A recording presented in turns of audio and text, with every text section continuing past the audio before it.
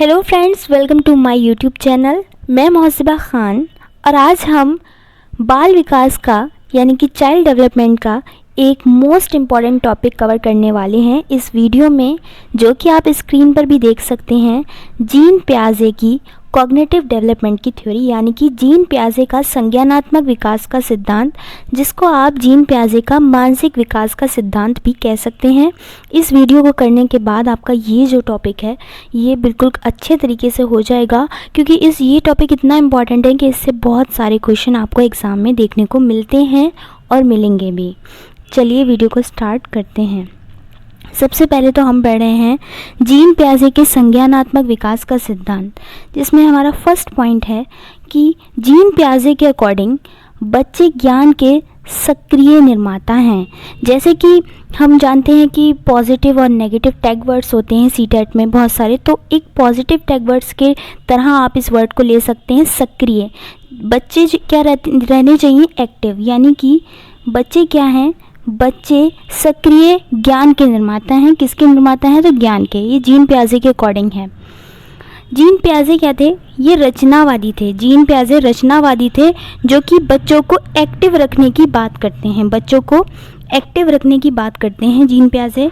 बच्चों को वास्तविक जीवन से जोड़कर पढ़ाना, यानी कि बच्चे को अगर हम उनके वास्तविक जीवन के साथ जोड़ करके पढ़ाएंगे, उनके आसपास की चीज़ों के अकॉर्डिंग उनको समझा करके पढ़ाएंगे, तो बच्चे ज़्यादा एक्टिव रहेंगे और बच्चे ज़्यादा से ज़्यादा सीखेंगे भी। यहाँ पर आपको थोड़ा सा समझना है रचनावादी। देखिए, रचनावादी हैं जीन पियाजे, रचनावादी हैं। लेव वाइगोत्स्की भी रचनावादी हैं, ठीक है। लेकिन लेव वाइगोत्स्की किसके अंतर्गत आते हैं? ये आते हैं सामाजिक रचनावादी के अंतर्गत, और उग्र रचनावादी के अंतर्गत आते हैं आपके पियाजे, जीन पियाजे, जिनके बारे में हम यहाँ पर डिस्कशन कर रहे हैं। तो आपको ये बात थोड़ी सी ध्यान रखनी है कि लेव वाइगोत्स्की और जीन पियाजे दोनों ही रचनावादी हैं, लेकिन अगर सामाजिक रचनावादी की बात की जाए तो वो लेव वाइगोत्स्की हैं, जबकि उग्र रचनावादी की बात की जाए तो वो आपके जीन पियाजे हैं। पियाजे के अकॉर्डिंग बच्चे ज्ञान के सक्रिय निर्माता हैं, बच्चे नन्हे वैज्ञानिक होते हैं। ये सारे आपने सुने ही होंगे, ये सारी बातें। बच्चे नन्हे वैज्ञानिक हैं, ये भी जीन पियाजे का ही कथन है। पियाजे कहते हैं कि समझ के लिए आनुवंशिकता भी महत्वपूर्ण है, यानी कि पियाजे ने बच्चों के समझने के लिए, बच्चों के विकास के लिए इन्होंने हेरिडिटी को भी इम्पॉर्टेंट यानी आनुवंशिकता को भी महत्व दिया है। ये बात आपको याद रखनी है। पियाजे के अनुसार विकास एक असतत प्रक्रिया है।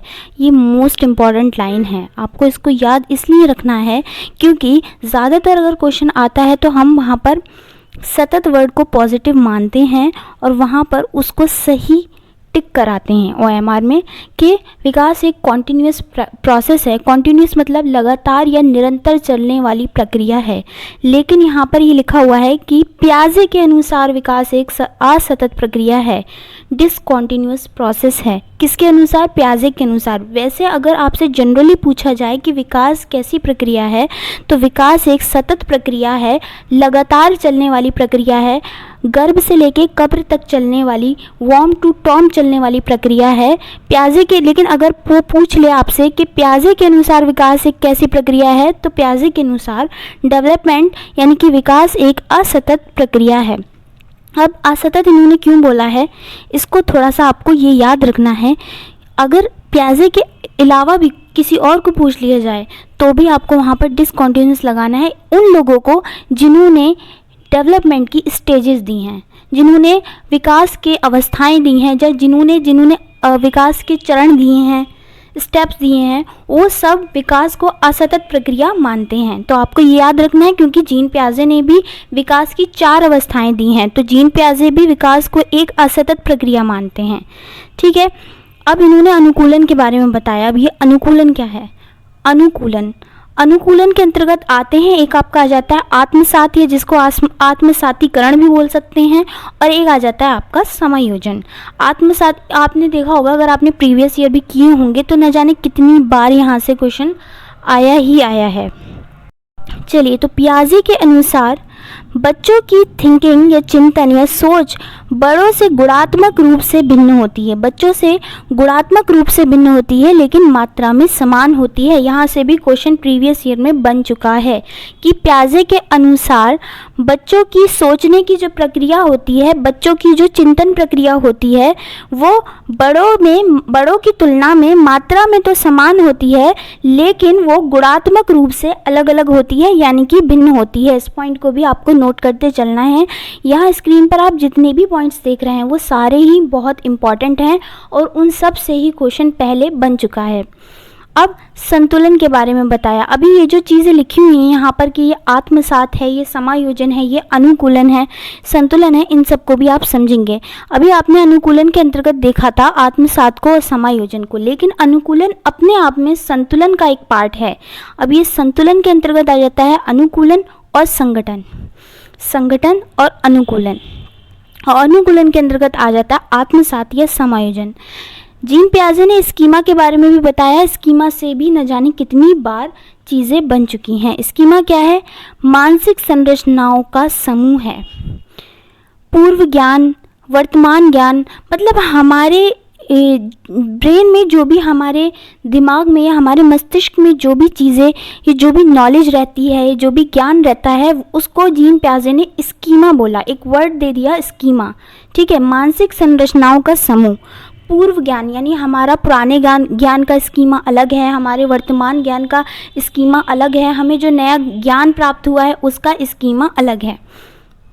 यही बात यहाँ पर लिखी हुई है कि हमारे ब्रेन में अलग अलग बातों और चीज़ों को लेकर नॉलेज होती है, यानी कि स्कीमा क्या है? पैकेट्स ऑफ इंफॉर्मेशन है। पैकेट्स ऑफ इंफॉर्मेशन यानी कि संगठित ज्ञान की संरचनाएं हैं, जिसको जीन पियाजे ने स्कीमा बोला। स्कीमा एक वर्ड उन्होंने नया बताया कि स्कीमा क्या है? मानसिक संरचनाओं का समूह है। हमारे मस्तिष्क में अलग अलग चीज़ों को लेकर के अलग अलग तरह की, जैसे कि अभी हमने यहाँ पर देखा कि ये कैट है, तो इस चीज़ की नॉलेज हमारे ब्रेन तक पहुंची कि ये कैट है, तो इस नॉलेज की स्कीमा अलग हो गई। और जब आप डॉग को देखेंगे तो उस तरह की नॉलेज आपके मस्तिष्क में अलग हो गई।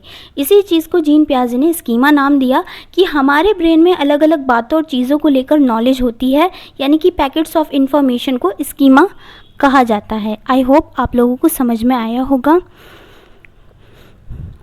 अब यहाँ पर कुछ और चीज़ें भी देख लेते हैं। इन सब चीज़ों को बिल्कुल जीन पियाजे ने नेगेटिव माना है। पुरस्कार देना, बच्चों को आप किसी काम के लिए प्रोत्साहित करने के लिए उसको पुरस्कार दे रहे हैं कि मैं तुम्हें ये चॉकलेट दूंगा, या फिर बच्चों को मेडल दिए जा रहे हैं, तो मेडल के लिए बच्चा ज्ञान अर्जित करेगा, काम करेगा, तो इसको गलत माना है जीन पियाजे ने। दंड देना बच्चों को, दोहराव यानी कि एक तरीके से रटंत प्रणाली, कंठस्थ कराना बच्चों को, इन सबको जीन पियाजे ने बिल्कुल भी ठीक नहीं माना है। वो इन चीज़ों पर नहीं बल देते थे। अभी जो आपका लास्ट सीटेट था, ये जो दिसंबर में आपका हुआ था, लास्ट सीटेट में आपका क्वेश्चन आया है यहाँ से कि जीन पियाजे के सिद्धांत के या थ्योरी के 4 कारक कौन कौन से हैं।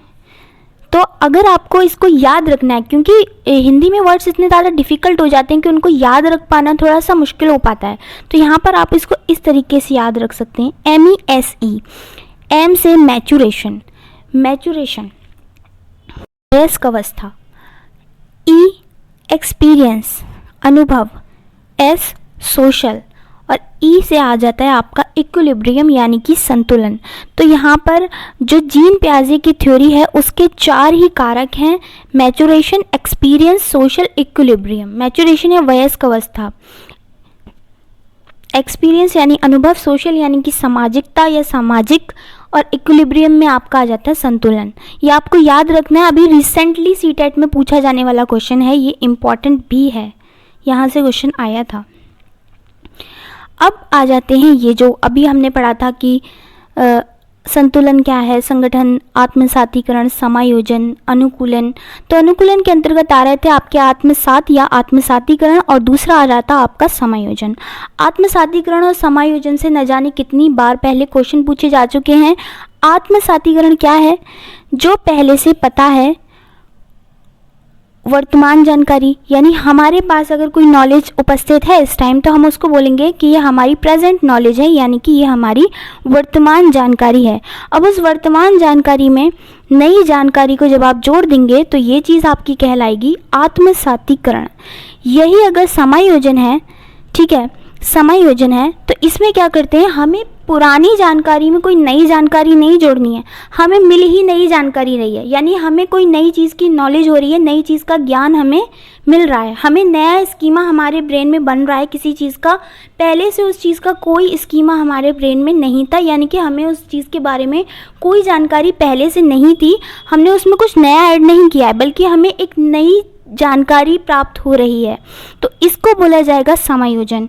आत्मसातीकरण क्या है, जो हमें पहले से पता है, हमने उसी में हमारी थोड़ी सी नॉलेज और बढ़ी और हमने उस पुरानी नॉलेज में नई नॉलेज को जोड़ दिया, तो हमने उसको बोल दिया कि यह हमने आत्मसात कर लिया या हमने आत्मसातीकरण किया। समायोजन क्या है कि हमें कोई चीज़ पता ही नहीं थी, हमने एक नई चीज़ देखी, अरे ये क्या है, कुछ भी XYZ आप मान सकते हैं, तो नया स्कीमा हमारे ब्रेन में उस चीज़ के बारे में बन जाएगा और वहाँ पर हमें नया स्कीमा प्राप्त होगा जिसको हम समायोजन बोलेंगे। समायोजन व आत्मसातीकरण की प्रक्रिया मिलकर जिसके द्वारा स्कीमा अपडेट होता है उसी को अनुकूलन कहते हैं। आई होप आपको अनुकूलन, आत्मसातीकरण और समायोजन ये तीनों बहुत अच्छे से समझ में आ गए होंगे। क्या लिखा हुआ था कि समायोजन और आत्मसातीकरण की प्रक्रिया मिलकर, इन दोनों को मिला कर के जिसके द्वारा हमारा स्कीमा क्या हो जाता है, अपडेट हो जाता है। जब हम पुरानी जानकारी में नई जानकारी जोड़ेंगे तब भी हमारा स्कीमा अपडेट हो जाएगा, और जब हम किसी चीज़ की नॉलेज ही नहीं है, कोई नई नॉलेज हमें मिलेगी तब भी हमारा स्कीमा हमारे ब्रेन में अपडेट हो जाएगा, तभी तो वहाँ पर एक अनुकूलन बन जाएगा। अब आ जाती हैं जो कि आपकी 4 स्टेजेस ऑफ कॉग्निटिव डेवलपमेंट हैं, यानी कि मानसिक विकास की जो अवस्थाएं दी हैं या संज्ञानात्मक विकास की जो अवस्थाएं दी हैं जीन पियाजे ने, उसमें सबसे पहली स्टेज है आपकी सेंसरी मोटर स्टेज, या जिसको संवेदी गामक अवस्था भी कहते हैं, संवेदी परक अवस्था या इंद्रिय गामक अवस्था भी कहते हैं, जो कि 0 से 2 वर्ष के बालकों के लिए है या बालक या बालिकाओं के लिए है। यहाँ पर आपको याद रखना जो है, देखिए सबसे पहले तो अब इसके इंग्लिश के नाम को अगर आप याद रखें, सेंसरी मोटर, तो ये 2 वर्ड्स हैं, एक में सेंसेस आ रहा है और एक मोटर आ रहा है। मोटर से आप समझते हैं, मोटर्स यानी कि गतिक, वो काम जो हम गति द्वारा करते हैं, और सेंसेस यानी कि हमारी इंद्रियां, इंद्रियों के द्वारा। हिंदी में भी नाम याद रख सकते हैं, संवेदी गामक, संवेदी परक या इंद्रिय गामक अवस्था, ठीक है। तो बच्चे क्या करते हैं, इंद्रियों द्वारा सीखते हैं। ये बात आपको, अगर आपने पहले जीन पियाजे के बारे में पढ़ा होगा तो आपको पता भी होगी, नहीं पता है, नए हैं तो आप इसको याद रखने कि पहली जो अवस्था है उसमें बच्चा 0 से, आप एक जनरली भी अगर आपसे पूछा जाए 0 से 2 साल तक का बच्चा है तो वो क्या कर रहा है, ज़्यादा से ज़्यादा अपनी ज्ञानेंद्रियों और कमेंद्रियों, उन दोनों का इस्तेमाल करके ही वो चीज़ों को अर्जित कर रहा है, सीख रहा है, गतिविधि से सीखता है। वस्तु स्थायित्व का गुण जो होता है वो उसमें होता है। वस्तु स्थायित्व का गुण, ये वर्ड आया, ये क्या है, आंखों के सामने से कुछ हटा देने पर भी बच्चा उसे भूलता नहीं है। यानी कि आप अगर उसके सामने एक टेडी दिखा रहे हैं और उसके बाद आप उसे छुपा देते हैं तो ऐसा नहीं है कि बच्चा उसे भूल जाएगा, उसके अंदर वस्तु स्थायित्व का गुण आ जाएगा, प्रदर्शित होने लगेगा। दिशा या लक्ष्य निर्देशित व्यवहार करता है बच्चा, दिशा निर्देशित व्यवहार कर रहा है, लक्ष्य निर्देशित व्यवहार कर रहा है। लक्ष्य निर्देशित व्यवहार क्या होता है, मतलब पानी, बच्चे को पानी चाहिए है मान लिया, और 2 साल का बच्चा है, पानी का गिलास रखा हुआ है बेड पे और बच्चा चलता हुआ जा रहा है, चलता हुआ या घुटनों पर चलता हुआ, उसे पानी उठाना है, उसको ये नहीं समझ में आ रहा है कि आगे बेड ख़त्म हो जाएगा एंड वो गिर सकता है, तो उसको बस अपना लक्ष्य दिख रहा है कि उसको पानी चाहिए, तो उसके अंदर लक्ष्य या दिशा निर्देशित व्यवहार होता है।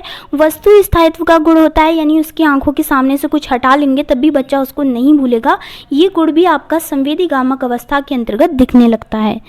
विलंबित अनुकरण, विलंबित अनुकरण क्या है, बच्चा अनुकरण के माध्यम से सीखता है और उसके मस्तिष्क में वह चीज़ धारण हो चुकी होती है। विलंबित अनुकरण होता है, आपको यहाँ पे ये चीज़ समझ भी लेनी है कि बच्चा अनुकरण के माध्यम से तो सीखता है संवेदी गामक अवस्था में, लेकिन उसके मस्तिष्क में वह चीज़ धारण भी हो चुकी होती है, तो विलंबित अनुकरण होता है। और ये वर्ड आपको याद रखना है, क्योंकि अगर क्वेश्चन में पूछा जाता है तो इसी तरीके से वर्ड आते हैं कि संवेदी गामक अवस्था में कौन सा अनुकरण होता है, तो संवेदी गामक अवस्था में विलंबित अनुकरण होता है। अब आ जाती है आपकी सेकंड स्टेज, जो कि आ जाती है आपकी प्री ऑपरेशनल स्टेज, जो कि होती है हिंदी में पूर्व संक्रियात्मक अवस्था या प्री ऑपरेशनल स्टेज। ये होती है आपकी 2 से 7 वर्ष की होती है। अब बच्चा 2 से 7 वर्ष का है, थोड़ा सा बड़ा हो चुका है, तो इसको प्री स्कूल स्टेज भी बोल सकते हैं, क्योंकि पूर्व विद्यालय अवस्था है। 2 से 7 जनरली लोग 5 साल में बच्चे का एडमिशन करवाते हैं, लेकिन चलिए 2 से 7 वर्ष की आयु को प्री स्कूल एज भी बोला जा रहा है, यानी कि पूर्व विद्यालय अवस्था कहा जाता है। अगर आपसे कोई पूछेगा भी, अगर क्वेश्चन में बाय चांस आपको ये चीज़ नहीं पता थी, आपने नहीं पढ़ा था कि पूर्व संक्रियात्मक अवस्था को पूर्व विद्यालय अवस्था भी बोल सकते हैं, तब भी आप अगर अपने सोच करके देखेंगे कि सेंसरी मोटर स्टेज ये तो नहीं कहलाई जा सकती, लेकिन इसके बाद वाली अवस्था जिसमें बच्चा 2 से 7 वर्ष का है, तो इसी अवस्था को पूर्व विद्यालय अवस्था कहा जा सकता होगा। इसमें क्या होता है कि निर्जीव चीज़ को भी बच्चा सजीव समझ लेता है, क्या ठीक है। इसमें क्या करता है बच्चा, निर्जीव चीज़ होती है उसको भी सजीव समझ लेता है। इसको आपको कैसे समझना है, जैसे किसी बच्चे के मान लीजिए हाथ पर उसके चोट लग गई है किसी चीज़ से, उसकी किसी टॉय से चोट लगी है, देन फिर क्या करता है उसको, अगर आप लोग ऐसे बच्चे को शांत कराने के लिए कि इसको मारेंगे, तो फिर जब वो मारते हैं ना तो वो उसमें उसको सेटिस्फेक्शन मिलता है, तो वो निर्जीव चीज़ को भी बच्चा सजीव समझने लगता है। और ये जो गुण होता है ना, ये निर्जीव चीज़ को सजीव समझने वाला ये जो गुण होता है, ये जीववाद कहलाता है, जीववाद कहलाता है। अब आ जाता है अहं केंद्रितावाद। अहं केंद्रितावाद क्या है? अहं केंद्रितावाद का गुण भी आपका पूर्व संक्रियात्मक अवस्था के अंतर्गत आता है। इसमें क्या करता है, बच्चा दूसरे के पहलू को ना समझ पाए, वह सौ केंद्रित हो। बच्चे को लगता है जैसा वे सोचता है वैसा ही सभी लोग सोचते हैं। कौन सी एज में हो सकता है ऐसा? डेफिनेटली ये 2 से 7 वर्ष की अवस्था में ऐसा हो सकता है कि बच्चे को ऐसा लगता है जैसा मैं सोच रहा हूँ, जैसी थिंकिंग मेरी है किसी चीज़ को लेकर के या कोई भी बात, वैसा ही सामने वाला भी सोच रहा है या समझ रहा है। तो ये कहलाता है अहं केंद्रितावाद। इसमें बच्चा दूसरे के पहलू को समझ ही नहीं पाता कि सामने वाला क्या सोच रहा है, सामने वाला कहना क्या चाहता है। इसमें वह वही सोचता है जो वो सोच रहा है, वही सही है। निर्जीव जीव को जब सजीव समझ रहा है तो वो जीववाद कहलाएगा। इसको याद रखना है। कौन सी स्टेज में होता है? पूर्व संक्रियात्मक अवस्था में।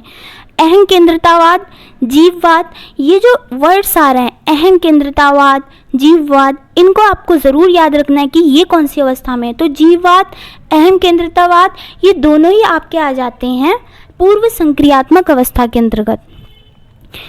बच्चे को कैसा लगता है, जैसा वो सोच रहा है वैसा ही सब सोच रहे हैं, अहं केंद्रितावाद।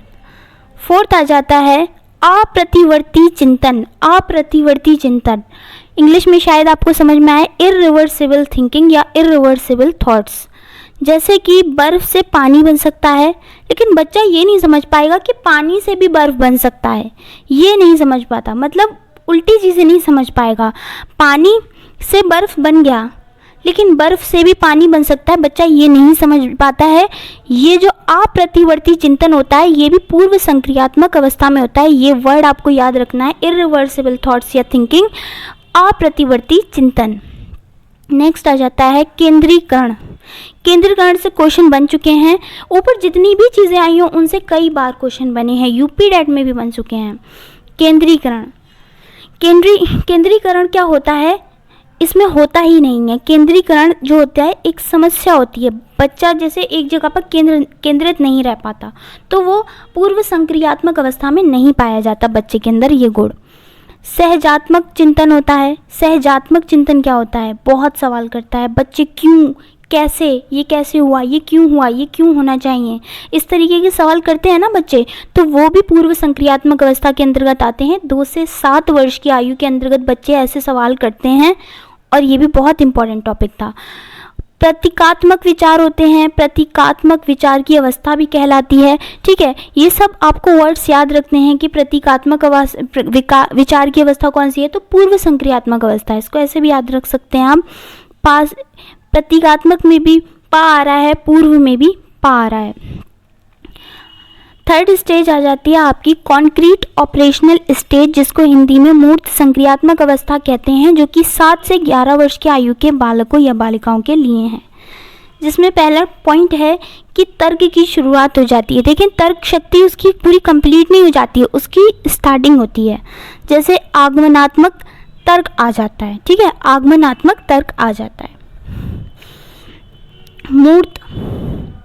मूर्त यानी कि कॉन्क्रीट, वह चीज़ें जिन्हें टच किया जा सकता। देखो, मूर्त उसको ही बोलते हैं ना, जिन चीज़ों को हम टच कर सकते हैं, जिन चीज़ों को छूकर देख सकते हैं, वो सारी मूर्त के अंतर्गत आती हैं, यानी कि कॉन्क्रीट के अंतर्गत आती हैं। प्रतिवर्ती चिंतन जो कि अभी तक बच्चे में अब्सेंट था, वो प्रेजेंट हो गया है कि प्रतिवर्ती चिंतन यानी कि जो रिवर्सिबल थॉट्स हैं वो आ जाते हैं बच्चे में। जैसे पानी से बर्फ़ बनता है और बर्फ़ से भी पानी बन सकता है। बच्चा ये चीज़ समझने लगता है मूर्त संक्रियात्मक अवस्था में। मूर्त चीज़ें जिन्हें वो टच कर सकता है उन सबको महसूस कर सकता है। तर्क की शुरुआत हो जाती है, आगमनात्मक तर्क आ जाता है मूर्त संक्रियात्मक अवस्था में। विकेंद्रीकरण क्या था? विकेंद्रीकरण, दो बर्तन समान है, किसमें द्रव की कितनी क्वांटिटी है, ये बच्चा समझने लगता है। डिसेंट्रेशन, जैसे कि ये एक बर्तन है और एक ये बर्तन है, इन दोनों में ही जल समान है, लेकिन बच्चा अभी तक पूर्व संक्रियात्मक अवस्था में ये चीज़ नहीं समझ पा रहा था कि इसमें जल समान है। वो इस वाले में ज़्यादा बता दे रहा था, वो शेप के अकॉर्डिंग नहीं बता पा रहा था, लेकिन मूर्त संक्रियात्मक अवस्था में वो बता सकता है। कंजर्वेशन का गुण आ जाता है, यानी कि संरक्षण का गुण आ जाता है। साइज़, शेप बदलने में, वॉल्यूम है, क्वांटिटी है, ये सब कुछ बच्चा समझने लगता है मूर्त संक्रियात्मक अवस्था में। वर्गीकरण यानी कि क्लासिफिकेशन करने लगता है। क्लासिफिकेशन, CCS याद रखना है आपको, CCS क्लासिफिकेशन, कंजर्वेशन, सीरिएशन चीज़ों को क्रम में लगाना, जैसे आरोही क्रम, जैसे अवरोही क्रम, तो चीज़ों को क्रम में लगाना भी मूर्त संक्रियात्मक अवस्था में आता है। कंजर्वेशन भी और क्लासिफिकेशन भी, तीनों ही कॉन्क्रीट ऑपरेशनल में आ जाते हैं। सीरिएशन यानी कि वर्गीकरण, जो मैंने अभी आपको बताया था। क्रमीकरण भी कह सकते हैं, अपवर्ती, अनुवर्ती, ये सब सीरिएशन के अंतर्गत ही तो आता है, तो ये मूर्त संक्रियात्मक अवस्था में आ जाता है। संक्रामिता, इसमें भी क्रम टाइप का ऐसा कुछ आ रहा है, तो आपको ये सब याद रखना है, ये सब मूर्त संक्रियात्मक अवस्था के अंतर्गत आता है। अब आ जाती है आपकी last stage, formal operational stage, जो कि 11 साल से और उसके ऊपर की अवस्था है। मूर्त संक्रियात्मक अवस्था 7 से 11 वर्ष की थी, और ये औपचारिक संक्रियात्मक अवस्था जो है, यानी कि फॉर्मल ऑपरेशनल स्टेज जो है, वो 11 साल की है, 11 साल से ऊपर तक की है। इसमें क्या होता है? अमूर्त चिंतन होता है, अमूर्त चिंतन होता है। अभी तक बच्चे के अंदर आगमनात्मक चिंतन आ गया था, तर्क आ गया था, लेकिन अब औपचारिक संक्रियात्मक अवस्था में उसके अंदर परिकल्पनात्मक, निगमनात्मक तर्क करने लगता है बच्चा, औपचारिक चिंतन करने लगता है, और किशोर अवस्था में अहं केंद्रितावाद आ जाता है। ठीक है, ये सब आपको याद रखना है। ये बस यही कुछ बातें थी जो कि औपचारिक संक्रियात्मक अवस्था के लिए थी। आई होप आपको मेरी वीडियो पसंद आई होगी। अगर आपको ये वीडियो पसंद आई है तो प्लीज़ चैनल को सब्सक्राइब कर दीजिएगा, लाइक कर दीजिएगा और शेयर भी कीजिएगा अपने फ्रेंड्स के साथ।